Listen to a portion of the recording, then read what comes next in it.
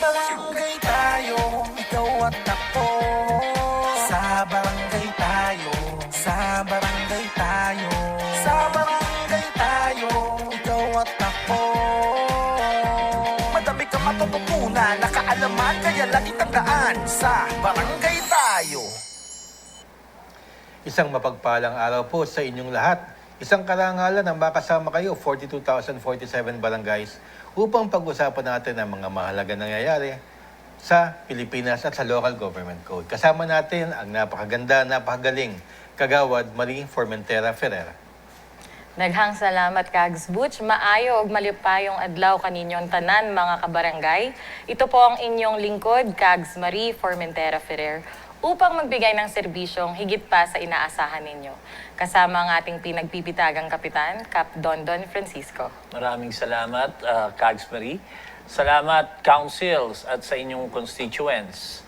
Sa mga kapwa ko public servants, ang tanging may iwan lamang natin ay ang ating serbisyo. Ika nga, performance speaks. Kaya samahan kami dito Sa barangay tayo.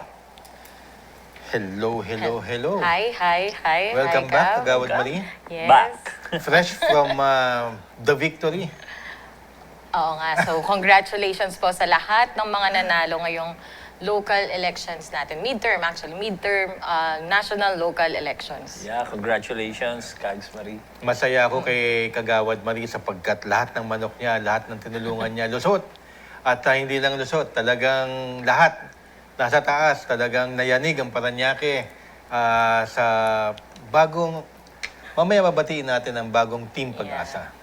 Oo naman, Kags. At syempre, pinakamamahal nating lungsod yan dahil dyan tayo nagmula, Kags Butch. Yes. Kaya mamaya, nararapat lang din talaga na batiin natin yung mga nagwagi rin talaga ngayon 2025 local elections. Yes, at nais lang po namin ipagbigay alam sa inyo na si SK May busy sa kanyang reportorial duties at nasa field po siya ngayon. Kaya wala po siya ngayon din sa barangay tayo. Kap, kamusta? Ayos lang. Actually, natutuwa ako. Doon muna ako kay Kags Marie. Yes. Natutuwa ako kasi yung pagka-busy niya nung before the elections, nagkaroon ng magandang kinalabasan. I hope isa na siya sa mga pundasyon o magiging foundation ng Parañaque City Hall, no? Well, hindi na nga... Parang ang bigat po nung pundasyon. Hindi naman sa Oo. literal, hindi sa it's not- figure. I know.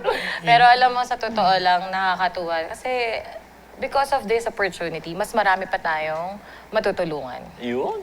Ipinapaabot po namin ang aming taus-pusong pakikiramay sa pamilya at mga mahal sa buhay ni Konsehal Aaron at nananawagan kami ng hustisya para sa kanyang sinapit. Kags Marie, Kap, alam nyo, bad news talaga to. This is a sad news. Hindi mo ba naalala to, Kags Marie? Kay Kap Mintu, nagpunta tayo doon sa Bagtas. Is it sa Tanza? Tansa. Oh, Tanza, Cavite. Yes. So, Opo, isa sa naalala ko mga yan. konsehal doon na sumalubong sa amin, nung naandun po kami ni Kags Marie tsaka ni SK May. At binabati rin natin ang kanilang kapitan si Kap Mintu na isang nakakalungkot na balita sapagkat ito na naman, may namatay na naman. Actually, last week meron din tayong binalita eh. So, every week na lang, before and after ng election, meron nangyayaring ganito. At wala pa rin talagang nare-resolve kahit ano.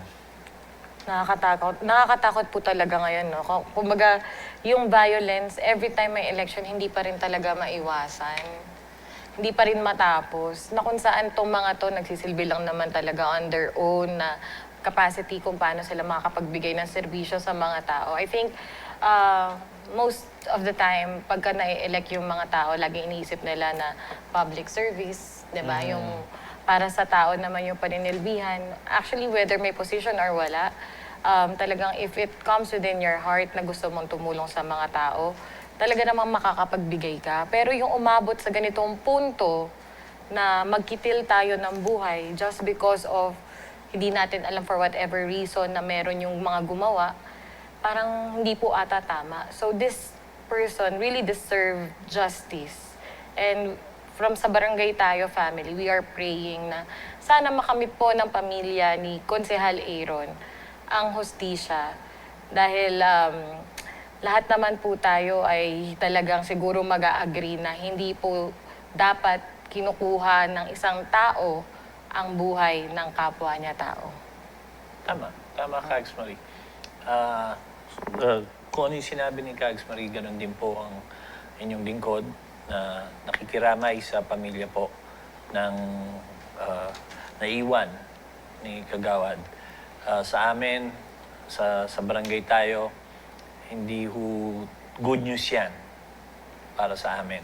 At dapat wala pong nangyayaring gano'n. Yun lang po. Okay. So, Cap and Kags, nalito eh. So, Cap and Kags. So, Cap, nabalitaan natin na nag-benchmarking activities ang Barangay Namayan at ang Barangay Pasong Kamachile. Dos, headed by Conso Cap, Consi Cap Joey Sinsay, Yeah. Karampot and Council. Batiin na rin natin si Kagawad Seraos na nag-contact na kay Kagawad Butch, syempre para sa benchmarking na activity na ito. Yes. Pwede po ba Kap na mag-share tayo ng konting share lang about kung ano yung nangyari dun sa event na yun? Yes, thanks, Kags Marie. Barangay Namayan had the honor of having Barangay Pasong Kamachile Dos, General Trias Cavite, as our esteemed guest last week.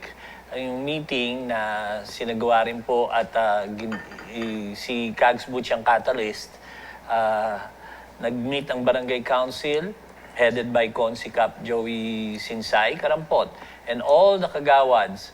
Nagbigay po ng kasiyahan, both parties, pati yung sa aming mga Kagawad at sa aming council, dahil nabuo yung pagiging magkapatid ng Barangay Namayan at Barangay Pasong Kamachile Dos. Parehas na council ay maraming natutunan sa benchmarking activity na nangyari at definitely for us sa aming barangay, this activity the activity that happened will surely add another depth sa aming tagline na serbisyong higit pa sa inyong inaasahan. We hope na nakapag-impart din kami sa kanila ng mga best practices namin at sana magawa rin nila ito sa kanilang barangay at para na rin sa kanilang constituents. Barangay Pasong Kamachile Dos, maraming salamat po sa pagpunta sa Barangay Namayan. Ayan, maraming salamat, Kap. Gusto ko lang pasalamatan si Kagawad Jerry Seraos ng Barangay Kamachile Dos sapagkat siya ang unang kumontak sa atin at nais nga daw makipag-benchmarking sa Barangay Namayan. So, hinatid po natin kay Kap Dondon and maraming salamat, Kap Dondon. At ito na yata ang pangalawang benchmarking activities na dahil sa barangay tayo natuloy. Kasi ang unang benchmarking po natin si Kap Joji Jimenez ng Ilocos. Shout out, Kap Joji. Yes. Kumusta kayo dyan sa Ilocos Sur? At, Ilocos Norte. Kaya proud tayo, Kags Marie, kay Kap Dondon sapagkat marami na ikipag-benchmarking activity sa Barangay Namayan dahil tinitignan ng Barangay Namayan na one of the leading light pagdating sa serbisyong barangay. Pero marami nagtataka, bakit punta kami doon kay Kap tapos napunta yung mga barangay kay Ano ba Kap, in your own words, ang benchmarking activity? Ano ba ang benchmarking? Okay, yun yung sharing of ideas at the same time yung ginagawa nyo na rin. Hindi lang idea, yung Kags Butch, yung ginagawa kunyari ng barangay nyo, saka ginagawa ng barangay namin, magpapalitan po tayo ng mga kung ano po yung pag-i-implement nyo. May pare-parehas po ang barangay eh. Like for example, may peace and order, meron tayong pagdating sa cleanliness, so marami tayong pinagkakaparehas na mga proyekto. Pero, merong mga innovative projects, Kags Butch, Kags Marie. Yung innovative projects, doon marami tayong matututunan sa isa't isa. For example, yung bisita natin dito pagdating sa Patubig, naalala nyo, yung Kagawad na si Tony Magtibay. Kags Tony. Hello marami po. tayong matututunan sa kanya. O maraming pwedeng matutunan ng mga nandun sa probinsya rin na barangays. May iba kasi yung nangyayari sa Maynila, sa Metro Manila, iba rin kasi yung sa katulad sa yung Kamachile Dos. Meron silang mga ibang proyekto like tricycle para sa mga tricycle drivers. So, kapag na-flatan ka, sagot ng barangay yung Spare tire. yung pagpapavulcanize. Oh, yung vulcanize. So, hindi applicable sa barangay na Mayan yun kasi wala kaming tricycle. So, yan yung mga, pwede pala yun pwede namin gawin yun nakakapag-servisyo kami kasi ang laki ng Kamachilidos. Yung pasong, if I'm not mistaken, meron silang mahigit 40,000 na residente. Wow. Cavite yan, di ba? Opo. General Trias. General Cavite. Trias. Malalaki nga ang mga barangay doon. Malaki. So, sa amin, ano lang kami, 7,000 ang household namin compared dun sa kanila. So, ang sabi ko nga dun sa kapitan, ang hirap nung dinaranas yun. Ang hirap maging kapitan sa sa pagmarami na yung constituency. Mahirap po maging kapitan dun. Kaya shoutout ako sa mga kapitan na napakagaling po at nakaka-handle ng ganong kalaking barangay. Okay, so pagdagdag na lang natin, Kags, Yes. dun sa about benchmarking, no? Para po sa mga nagtatanong kung ano ang benchmarking activity, between barangays ay isang comparison exercise kung paano i-perform ng barangay namin kumpara sa ibang barangays at kung ano ang matututunan natin para mas ma-improve pa ang dalawang panig. Ang pag-uusap ng dalawang barangay ay isa sa pinakamagandang hakbang para sa pagpalitan ng magagandang ideyas upang lalong gumanda ang serbisyo ng isa't isa. So yun po yung ginawa nila ng Barangay Pasong Kamachilidos at Barangay Namayan na kung saan nagpalitan po sila ng ideya na kung saan kung ano yung pwede pang applicable sa Barangay Namayan na hindi pa nagagawa, the same way din dun sa Barangay Pasong Kamachilidos na pwede nilang i-adopt from Barangay Namayan na gawin din sa kanilang barangay. Ayan, maraming salamat, Kags Marie. At pumunta naman tayo sa pagbati portion natin. Yes. Sapagkat last week, hindi po tayo nakapagbati dahil sa dami nating ginagawa. Una sa lahat, pagbati po, Barangay Kumitang Santo Domingo, Nueva Ecija, kina-councilors J. Lungalong, Rodito Hilab, Ernesto Laksamana, Evelyn Corpus, Carlito Obra, Hilario Diga, at SK Chair Roel Neri. At ito na nga po, hayaan ko pong bumati ang ating pong Vice Mayor, Vice Mayor Kags Marie Formentera Ferrer, ang mga nanalo po sa bayan namin sa Parañaque. Okay, so simulan natin yan sa pagbati sa atin pong newly elected 2nd District Parañaque City Congressman-elect Honorable Brian Raymond Yamsuan. Congratulations, Kong. And of course, to our Vice Mayor-elect, after 12 years, nakabalik na po sila sa lungsod ng Parañaque.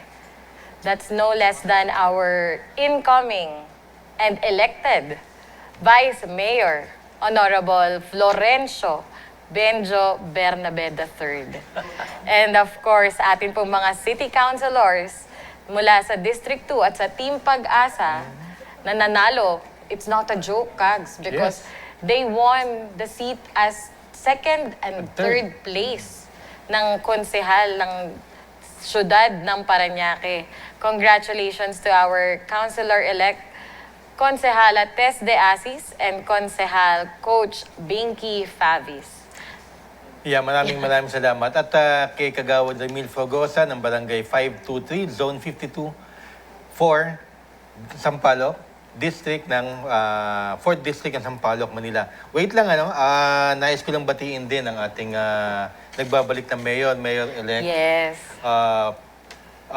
Kuya Edwin Olivares, congratulations po. At sa inyong mga konsehal, congratulations po sa inyo at sa inyong good luck po sa buong Parañaque. Sana you can work together with the new Team Pag-asa at yung bagong Parañaque na for the betterment of Parañaque. Yan po ang wish namin. Yes, and before we proceed sa ating next episode, Kags, syempre batiin na rin natin ang ating pong kaibigan, ang bago pong elect na congressman from the 1st District of the City of Parañaque, our former mayor, now Congressman Eric De Leon Olivares. Kong Eric, congratulations po. Yes, so maraming salamat po. Sa susunod po nating segment ay pag-uusapan naman natin ang isang kontrobersya nga ba o paglilinaw ukol sa financial assistance na 3 million to 5 million na nakukuha di umano ng isang barangay. Abangan po ninyo dito sa Barangay Tayo. Sa barangay tayo, ikaw at ako. Nagbibigay ng aral sa mga kagawad at kapitan. Sa barangay